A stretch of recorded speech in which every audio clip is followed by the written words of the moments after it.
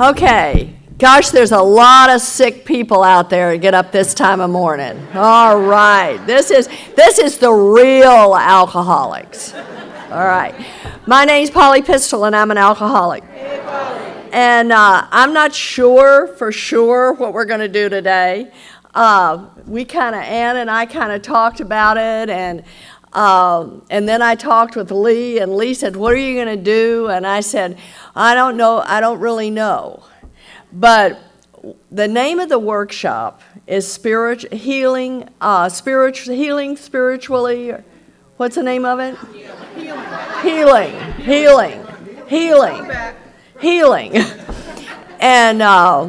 And I've been thinking about that. And last night we got to hear Howard and Bob. And I think that was two of the best talks I've heard in AA so far. So I'm looking forward to this conference. It's just going to be absolutely fabulous.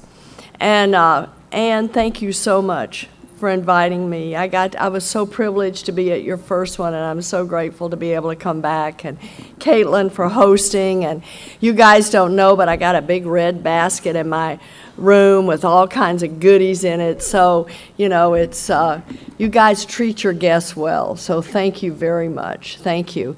But one of the things that I wanted to just talk about what has happened and what has transpired in my life as a result of the 12 steps of Alcoholics Anonymous that has led me to God. And I truly believe that the healing I have had is a direct result of this program and the healing hands of God. And because today, I've heard some people say in AA, this is not my experience, and they'll say, well, I haven't changed that much in 35 years. Well, let me tell you something.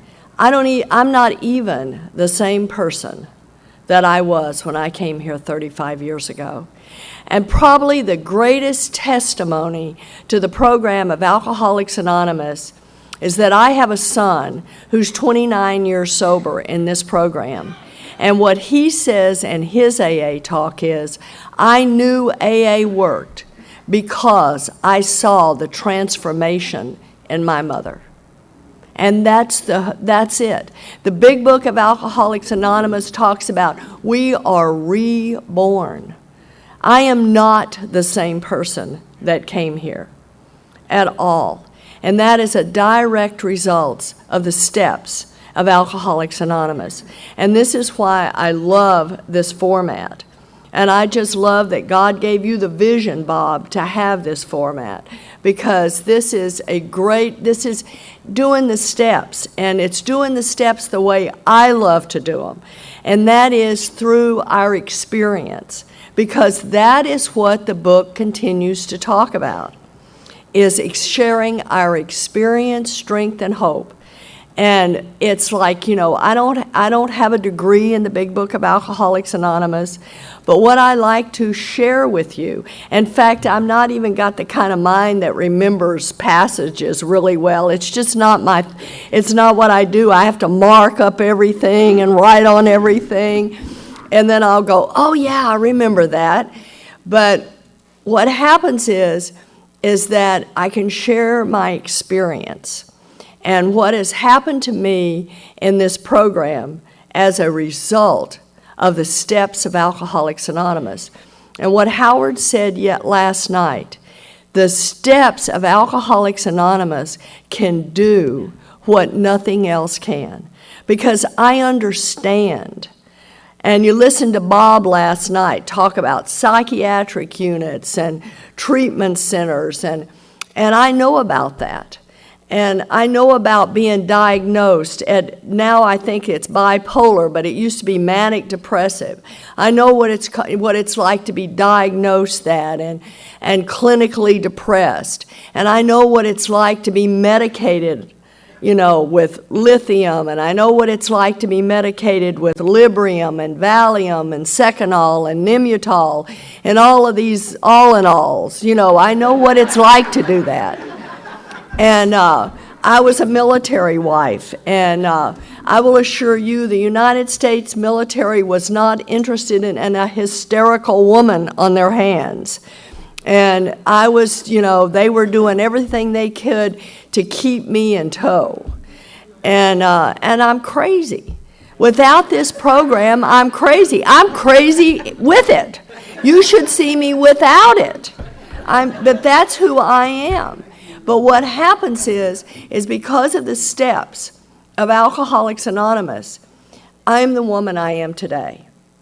And there has been a huge transformation and psychic rearrangement, which the big book of Alcoholics Anonymous talks about.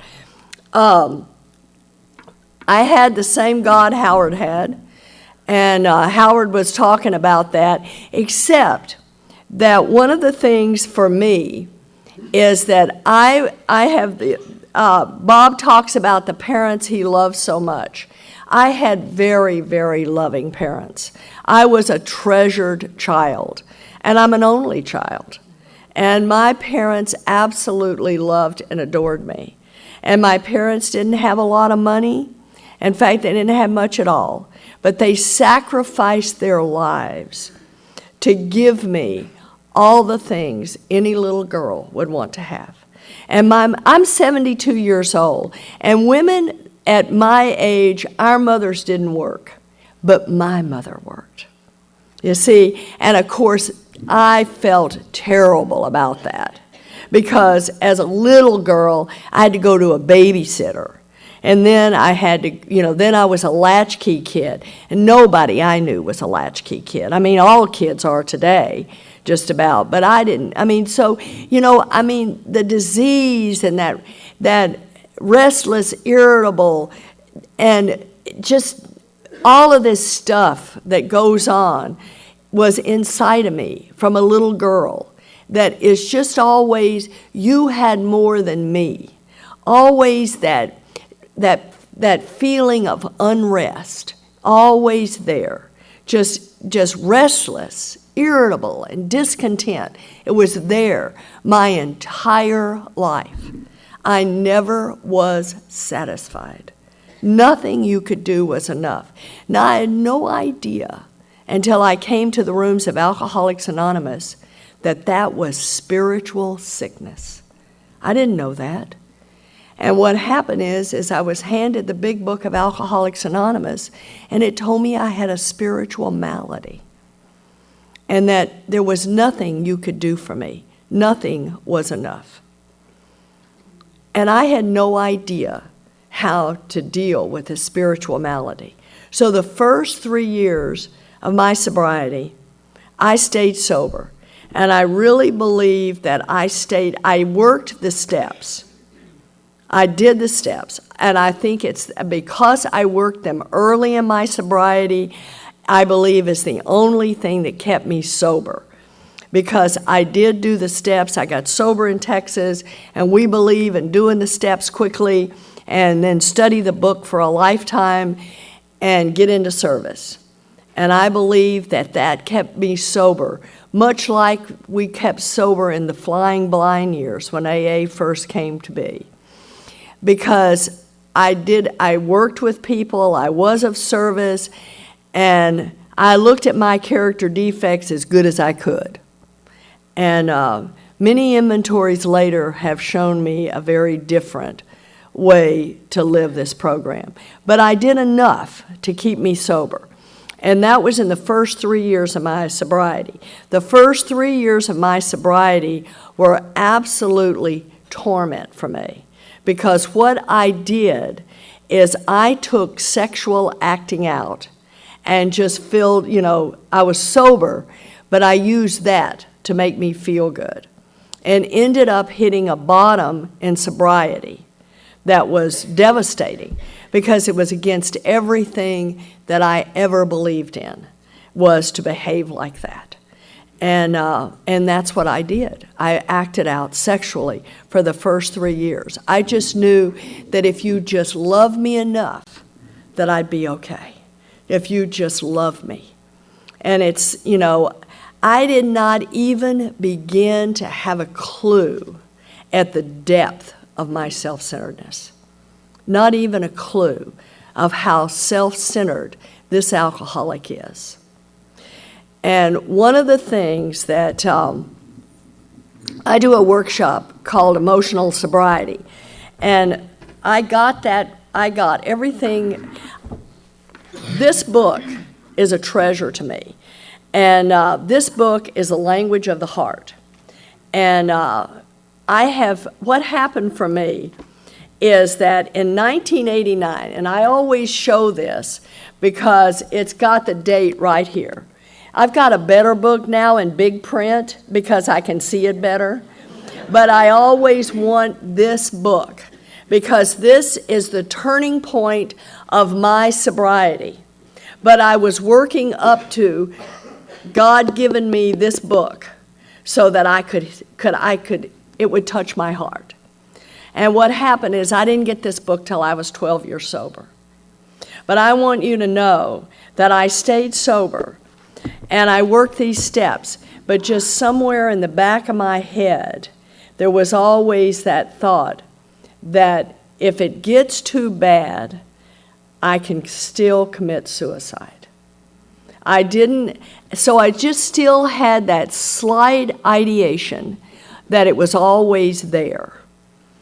And I'm a person who came into the rooms of Alcoholics Anonymous behind several suicide attempts. I am not a note leaver or any of that kind of stuff. That's not what I do. When I get that state of absolute hopelessness, and that's what the big book talks about. I've got to get to that place of hopelessness. And I've been there 3 times to that desperation of hopelessness. But I am so grateful when I came to the surrender of hopelessness that I would pick up another set of tools because my tools didn't work. And I have not tried a suicide attempt since April the 8th of 1977. And that the thought might have been there for a little while, but no action was taken. And that is a direct result of the steps of Alcoholics Anonymous. Now, I'd love to tell you that I came in here and I got the steps, and I did. I got the steps enough to keep me sober. I got the steps enough to keep me from committing suicide. But it has been a process through the years. It has been a process. Some people get this way faster than I did. My sobriety date is April the 11th of 1977, so I'm a month shy of 36 years of sobriety, and wow, even I can't believe that. And sometimes all I think about is just, where did the time go? Where did the time go? It seems like it was only yesterday. Where did the time go? But what happened for me is that I did not behave in a healing spiritual way because I was trying to feel good.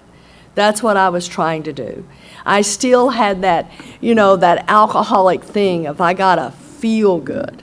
And if I've got any anxiety going or if I've got anything going, I can't take Valium and Librium and Seconal and Nimutol and drink alcohol anymore. And I never actually felt any kind of effects from the lithium stuff. I just think it just made me a zombie and I didn't even know I was one. But whatever, I don't know.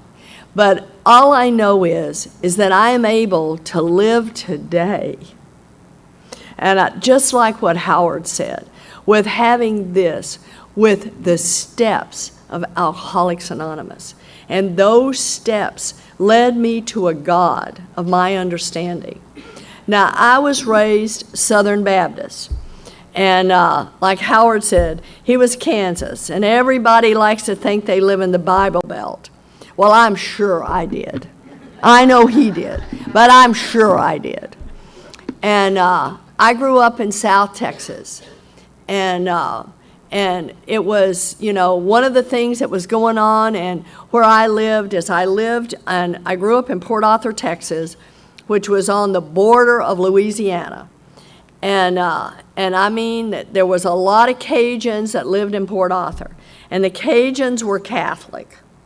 And then we had the Southern Baptists and the Protestants, but a lot of Southern Baptists. But the Southern Baptists didn't like the Catholics. And I mean, it was just, it was the craziest thing. Our preacher got up and said, "Do not vote for John Kennedy. He is a Catholic, and the Pope will rule the United States." I mean, I am not lying. That was the deal. And I grew up, I felt like, where they took the Bible Belt and gave it an extra pull. And what happened for me is that I was terrified of God. I was terrified. I came to this program absolutely hopeless when it came to God, because no way would God love somebody like me. There is absolutely no way God could love me, because I'd broken so many 10 Commandments, and I had sinned so greatly. I was such a sinner. How was God going to love me? So I felt this hopelessness, even though I knew there was a God. Now, I grew up in a Sunday school that talked about Jesus loves me, but I don't know what happened to that. I don't know where Jesus loves me went, because all I could hear was these preachers standing at a podium with their faces red and their veins sticking out, yelling at the top of their lungs, "You're born a sinner. You're going to burn in hell." And I tell you, I believed it. I believed it. And the thing that happened for me is it seemed like at 18 years old, I had married an Air Force officer. And I went to marrying as a virgin, if you can believe such a horrity, but it happened in my day. It was to being, to drinking alcohol, which was the worst thing you could do in the world. And then I ended up being a child abuser with my 2 little boys. And then I come to AA, and I'm just, as Bob was kept saying, do them. I was doing everybody I could do that would do it. And that was my, and I'm telling you, I did not think God had much to work with. I love what my husband says, that, whatever you got left when you get to AA is enough for God. Whatever you got left is enough for God. And I came into this program, and I got sober. And one of the things that happened to me is I early on did a 4th and 5th step. I went to treatment. I'm one of those treatment junkies. I didn't do it as many times as Bob. He's got it on me. But I did it 3 times. And I hear a lot of people say there was no treatment centers that long ago. Bob, we found them. We found the treatment centers. And I went to 3 treatment centers. And I did one, in fact, way back then, they had 5-step treatment centers. The one that I went to several detoxes and then a treatment center. And the treatment center was 28 days. I went to that treatment center, and it was a 5-step treatment center. But our inventory was an autobiography. And my AA sponsor says, that'll make a great novel, but it does nothing for inventory.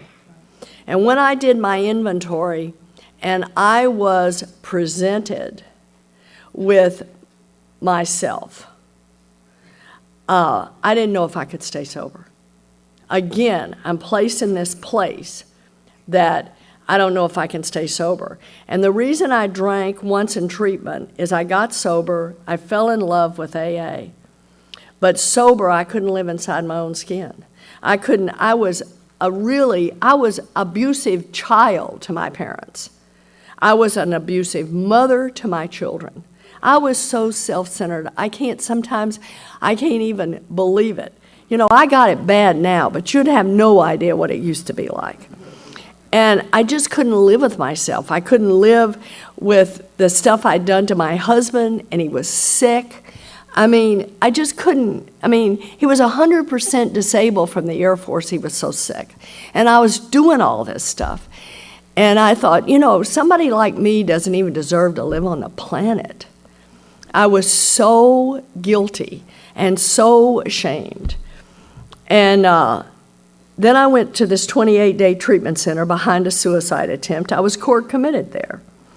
And then I got this AA sponsor who had been a captain in the Navy. My first AA sponsor was a man. Been a captain in the Navy, was a Monsignor priest, and was an only child. And three of the things that I had a resentment about was the Baptist church, being an only child, and the U.S. Air Force. And here God sends me this man. And he clearly makes it clear to me that he did not find God as a priest. He said, I found God in AA. He said, I didn't find God as a priest. I just talked God as a priest. And I began to have a healing. And what I believe is that God sends us exactly who we need. And all my acting out in my first 3 years of sobriety, Frank never, he didn't kick me to the curb. You know, he would just say things like, I'm sorry you have to hurt yourself like that. And what happened for me is I had a best friend in AA, but we were not AA lovers. We were AA friends. And I had this best friend. And when I was 3.5 years sober, and he was 4.5 years sober, he looked at me and he told me, he says, Polly, I'm in love with you, but you need to get something straight. I'm not going to have an affair with you. I want to marry you. And, you know, that's not supposed to happen to people like me. That's not supposed to happen. And this past October, Dave and I were married 33 years. And I'm telling you, it's a miracle. It is fabulous. It is such a gift. It is such a gift. But that man began to walk. He loved me at my worst. At my very worst, he loved me. And he loved me. He didn't want anything from me. He loved me. And so my Dave is the other part of the beginning of the healing I've had in AA. Because what has happened is the healing for me, has taken time. I had a bunch of old ideas. I was the elephant walking around on the tether. I was the elephant. Because I had all these old ideas about what God was. And I felt like God would not forgive me for all the things that I had done. Now, I felt bad enough about the affairs. I felt bad enough by being an ungrateful child. And the Bible I grew up with said there's nothing worse than an ungrateful child. And I was ungrateful. I wasn't grateful till I came here. And one of the things I want to say is get your steps done quickly if you're a newcomer, because my daddy died when I was a year sober. And I will be forever grateful that my sponsor pounded that into me and I was able to make amends to my dad. I thank God to this day that I was able to make amends to my dad. And then I just go in AA and act out sexually and all of this stuff, and I was so overcome with guilt. Now I've got Dave, and I'm not going to be able to act out sexually. Well, when you first get married, you don't need all that. You know, you're just at it all the time. But it's,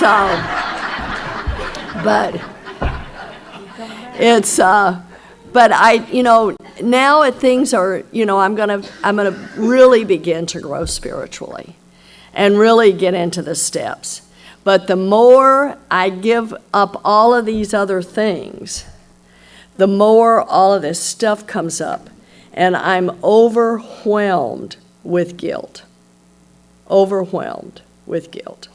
Because I've got what I've done to my parents, what I've done to Alcoholics Anonymous. I acted out in ways that is not a program of attraction. I guess it depends on how sick you are, but it's not a program of attraction.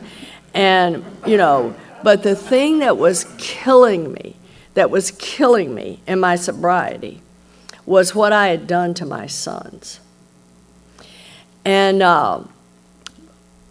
what happened for me is I woke up one day and I realized that my youngest son was a full-blown drug addict, and that my oldest son was trying to commit suicide every other day. And these two kids were devastating me and feeding my guilt. They weren't feeding my guilt, but it was feeding my guilt. And I didn't know if I could stay sober.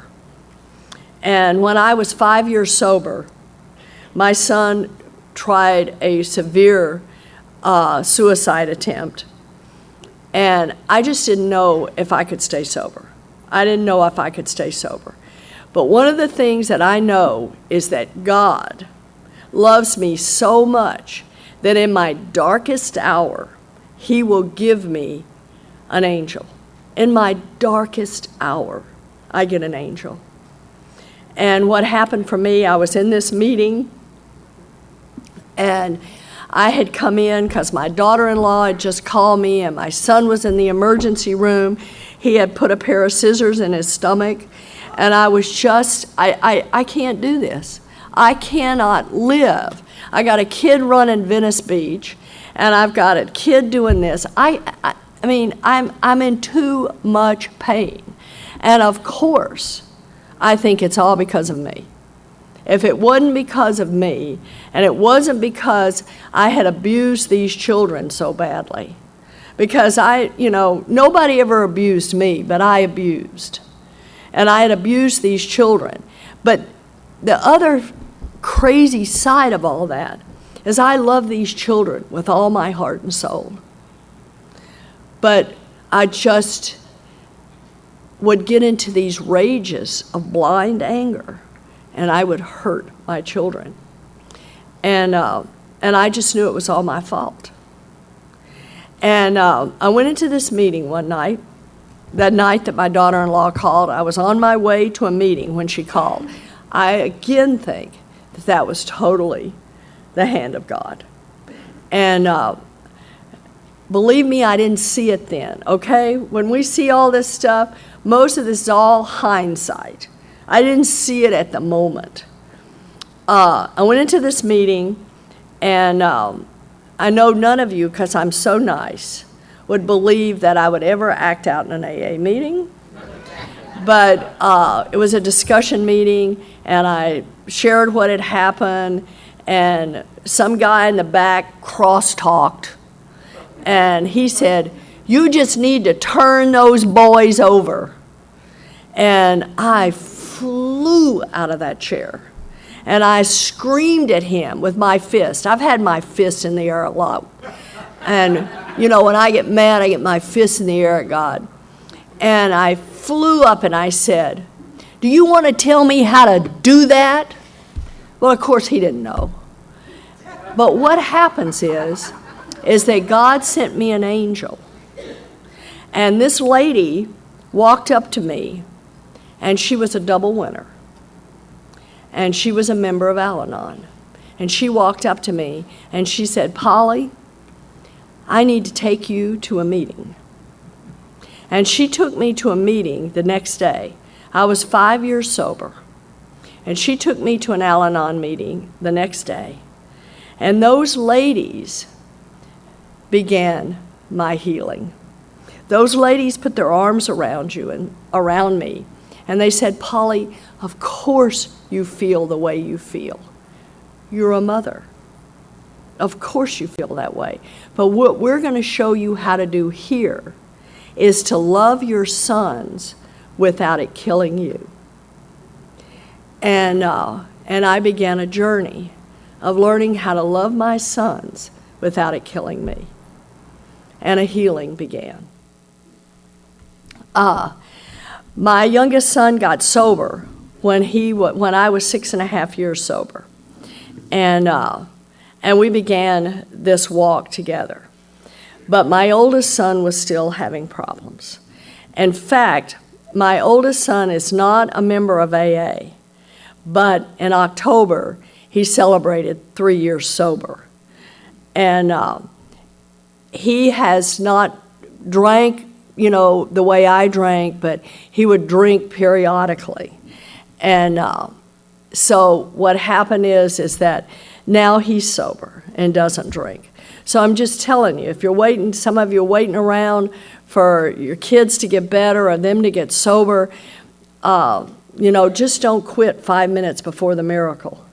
Because I was 33 years sober when he got sober. So the healing began because what happened is my youngest son was sober. And what happened is he fell in love with AA the way I loved AA. But a lot of people come to AA, but they just come to AA and they come to meetings and, I don't think they get the whole magic of Alcoholics Anonymous. But he fell in love like I fell in love with AA. Because when I came here, even though I drank again twice, even though I did that, I felt the magic of Alcoholics Anonymous. I felt the magic. I felt the love. And today I know for me, God lives here. And that's what Howard was saying. Why are we here? Why am I here? Because God's here. This is where I found God. This is where I found God, is in the rooms of Alcoholics Anonymous. I believe in the religion I grew up with today. But what happened is I found I don't have that old mean God anymore. I don't have that old mean God. My mother, she used to say we live in a God-fearing home. I live in a God-loving home because my husband loves God. And we get to love God. And my sons love God. In fact, my oldest son, that's where he finds God, is in his church. It's where he finds God. So the healing began. And but what was happening for me as the years were going on is the guilt wouldn't go away. My oldest son was still having problems. I could see the really low self-worth of my youngest son, even though, he was really bright, had done well in college, graduated with highest honors, was now working, and as the years went on, got very successful, and all of this, and my oldest son was still trying to hurt himself, and I just couldn't get free of that guilt. Even though all these successes were happening, I could see the low self-worth in my youngest son, and I couldn't get rid of the guilt. I couldn't get rid of the guilt. And my forgiveness was not so much with things that people had done to me, but what I had done to other people. And I didn't know how to get rid of that. And I got a non-AA approved book here. And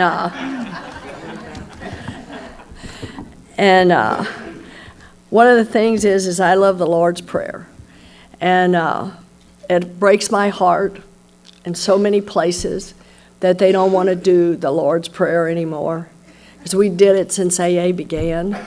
And I love the Lord's Prayer because I think it's a healing prayer. I think all parts of it are a healing prayer. And this non-AA book that I read was a friend of Alcoholics Anonymous. The person who wrote this book was a friend of Alcoholics Anonymous. And Bill took a lot from him when he wrote our big book. And in here it says, "Forgive us our trespasses, as we forgive those who trespassed against us." And in this book it says, in order for me to forgive myself, I've got to forgive others. And somehow I think I just didn't, I obviously had not forgiven others. And I didn't realize that. So I started doing more inventory because I kept thinking, because this book says in order for me to forgive myself, I've got to forgive you first. And it's always this spiritual axiom, whatever I put out is what comes back. It is a spiritual axiom. Whatever we give out, we get back tenfold. And I learned that in that Baptist Sunday school, but I didn't remember it. Because it talked about whatever you sow, so shall you reap. And maybe I just didn't quite forgive God. That, I didn't have the money you had. Come on, I'm a good member of AA. Why don't I have that? And it was just really subtle. I just didn't realize it. It was just really, really subtle.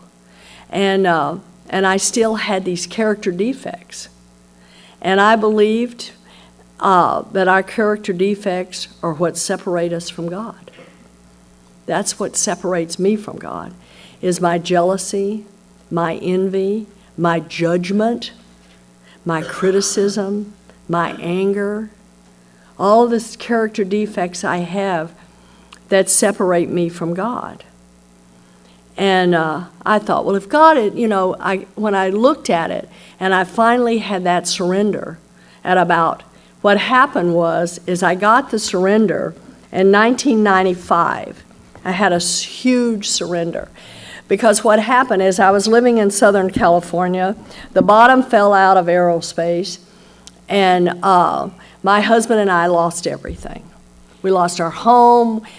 We were foreclosed on. We had to file bankruptcy. And I just again, do you see how much service I am in AA? Do you see how many people I sponsor?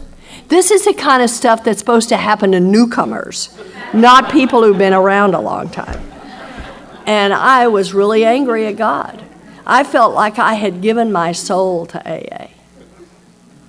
Well, God just needed to get rid of all that self-centeredness. And I didn't see the gift I was given. And I'd been really mad at him in 1993. Well, in 1993 is when Dave lost his job. It all happened. We lost everything by 1995.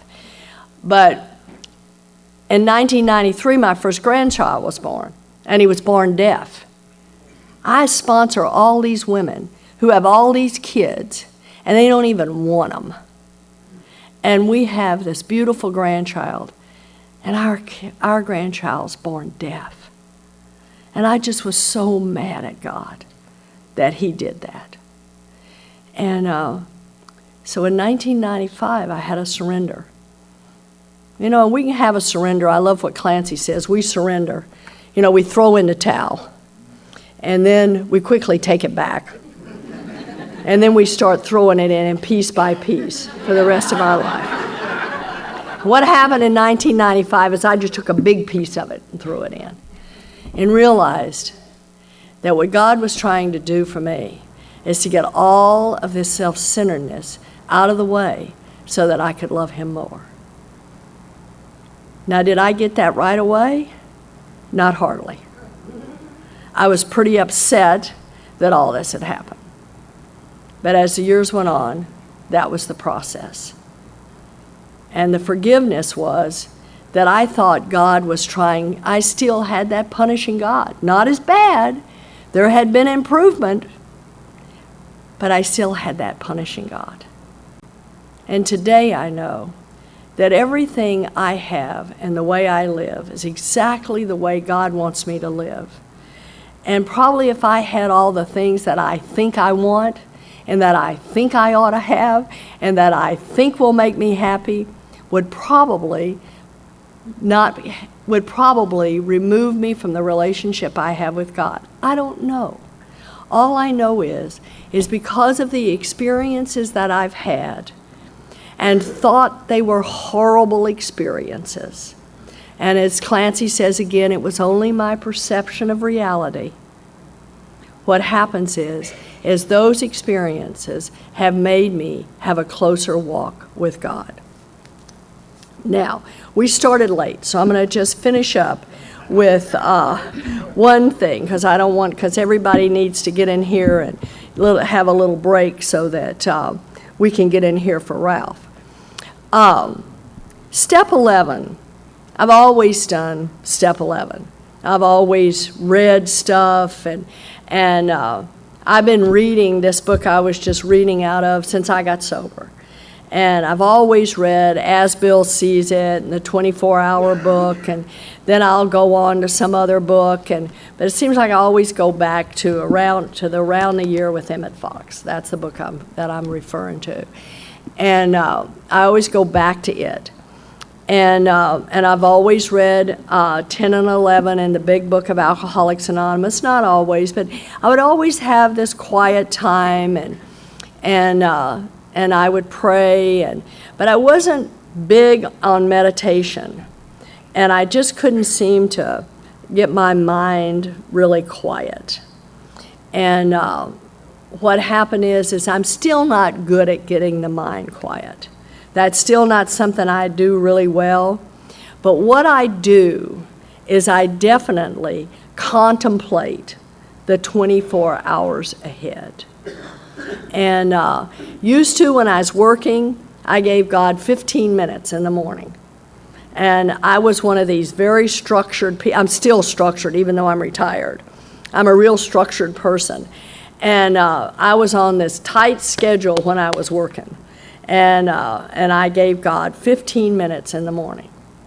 Well, today I do it a little more. But one of the things that I'd like to read, and this is from Language of the Heart. And Bill is talking about step 11. And he wrote this in June of 1958. And he's coming up on his 24th AA birthday. And he says, when it comes to the practice of AA's step 11, I'm sure I'm still very much in the beginner's class.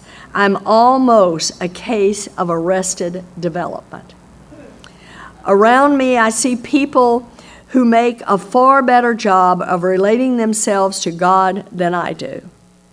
And I feel that way too. And sometimes I think, again, that's my self-centeredness. Because what I do is I judge what I do against what you're doing, what you do, and therefore what I'm doing is not as good as what you do. So I still got character defects. My 24th AA anniversary is just ahead. I haven't had a drink in all that time. In fact, I've scarcely been tempted at all. This is some evidence that I must have taken and ever since maintained step 1. And that was what Bob drove home to us last night. As long as I can maintain and keep step 1 and keep working the rest of the steps, if I just keep staying sober here, it's just going to get better and better. And today I do some other stuff that is very good for my step 11. I can quieten a little better than I used to. And not for long periods of time, but I can quieten for a little longer than I used to. And I write out a gratitude list so that I can say prayers for people who I love are either having problems or are ill or whatever. And the healing marches on. The healing marches on. But the greatest gift of all is there are a lot of days today, the greatest gift, when I am free from the guilt I feel from the woman I was. Because every day that I stay sober and I keep doing what I'm doing, and I keep suiting up for Alcoholics Anonymous, I keep sponsoring the women I sponsor, I keep doing the things I do in Alcoholics Anonymous, I am not a person that can be too busy to sponsor. I hear this all the time. I'm gonna lay in on that tomorrow morning. And I'm too busy to go to detox. I'm too busy to do all this stuff. Well, you know, I'm grateful that I had good sponsorship, that I still have good sponsorship. And I'm grateful that because of what I do in AA, I have the passion I have. And what happens for me are many days in my healing process where I don't feel guilty. And I know down to the depths of my soul that God loves me so much, that He loves me so much. And on that day is the day that no matter what's going on, I am given the energy and whatever I need to do whatever God wants me to do that day. And the book talks about it, we will know energy and we will be less tired and less fatigued and all of those things if we have this relationship with God. You know, the healing, there's much to be done. And I'm grateful for the moments that I feel that closeness to my Creator. And I feel that into the depths of my soul. And I know that the God that I thought was up here is not up there. That God's right here. And He's inside of you. And I love what Chuck Chamberlain said. Chuck said that everybody's doing the best they can. Everybody, no matter how evil it seems, that everybody's doing the best they can. And if they knew better, they'd do better. I love what Sandy B says. He says a different little twist to it, and I love what he says. And he says, everybody's doing the best they can with the enlightenment that they have. And I know that my job in AA is just to keep doing what I'm doing. Because if I keep doing this, and I keep following these steps, and I keep doing the things that this program asks me to do, my relationship with God will become greater and greater and greater.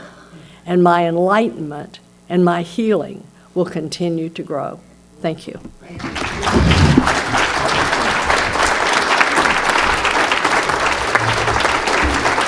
Awesome.